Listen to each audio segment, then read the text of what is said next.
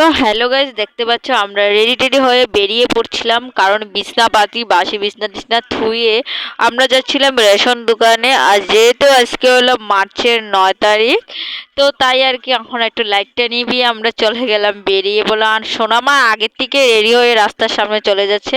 তারপর আমরা দুজন মিলে বেরিয়ে পড়েছিলাম, এই যে হাঁটতে হাঁটতে লক্ষ্মী টুকটুকু আমার আমার লক্ষ্মী রাজরানী হাঁটতে হাঁটতে চলে গেল। তারপর আস্তে ফাঁকা রাস্তা দিয়ে একা একা আমরা মা মেয়ে চলে গেলাম। তারপর রেশন দোকানে অনেকক্ষণ, প্রায় 1-2 ঘন্টার মতন দাঁড়িয়ে তারপরে চলে আসলাম আমরা। আমরা তিনজন মিলে দিয়ার পাপ্পা এখানে নিয়ে চলে আসে। তারপর আমি এখানে শীতলা মন্দিরে নমস্কার করে চলে আসলাম, আর মাম্মামের সাথে কথা বলছিলাম। মাম্মাম প্রণাম করবে, তো দিল প্রণাম।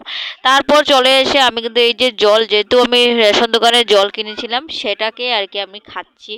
যেহেতু ঘরে এসে আমার অনেক জল তৃষ্ণা পেয়েছে, আর এখানে সোনামা একটু জল খাচ্ছিল, তাই একটু তোমাদের সাথেও শেয়ার করলাম। অনেকটা পরিশ্রম হয়ে গিয়েছে।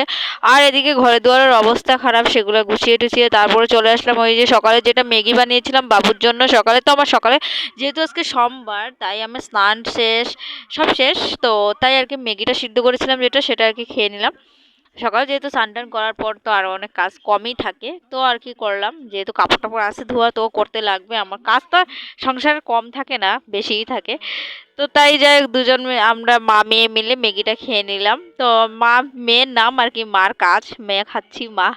তারপর ভাত বানিয়ে তারপর পনির তরকারি, খালি শুধু শুধু পনির তরকারি বানাবো, তো পনিরটা ভেজে তারপর আলুটা ভেজে নিলাম, যে একটু লাল লাল করে আলুও ভাজবো। এটার মধ্যে আজকে এরকমভাবে তরকারিটা বানাবো, তোমাদের সাথে শেয়ার করব, তো তোমরাও এরকমভাবে বানাতে পারবে। তো এখানে আলু ভাজতে ভাজতে পনিরটা ভেজে এই তেলের ভিতরে আলুটা ভেজে দিয়েছিলাম। তারপর এখানে দিয়ে দিলাম 4-5 টুকরা গাজর, মানে একটা ছোট্ট পুরো আস্তা গাজরটা দিয়ে দিলাম। দিয়ে ভালো করে আর 5-10 মিনিটের মতন লাড়াচাড়া করে, যেহেতু লাল লাল সাইজ হওয়ার পর তারপরে দিয়ে দিলাম ভিমস। তারপরে দিয়ে দিলাম এখানে মধ্যেখানে এই যে তেজপাতা আর পাঁচফোড়ন সম্বাসটা দিয়ে, তারপরে আদা কুচি মানে আদা পেস্ট করা এটা দিয়ে দিলাম। ভালো করে লাড়াচাড়া, লবণ হলুদ মরিচ জিরা, যেগুলো সাধারণত যেগুলো মরিচ দিই সেগুলো মরিচ দিয়ে, ভালো করে টমেটো দিয়ে কাঁচা লঙ্কা দিয়ে ভালো করে লাড়াচাড়া করে নিচ্ছিলাম। যেহেতু এটা প্রায় হয়ে গেছে কষানো কষানো ভাব, তারপরে ভাবলাম যে না, ঝোলের ভাব হয়ে গেছে, তো ঝোলটা দিয়ে দিলাম, ঝোল দিতে লাগবে।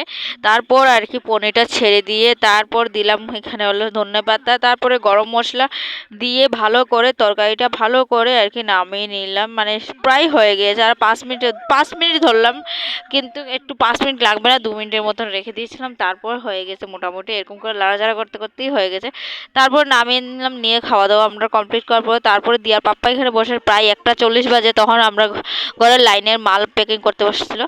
তারপর সন্ধ্যা হয়ে পড়েছে, বাবুকে একটু সন্ধ্যা দিতে বললাম সন্ধ্যার সময়। তো ভিডিওটা কেমন লাগলো অবশ্যই ভালো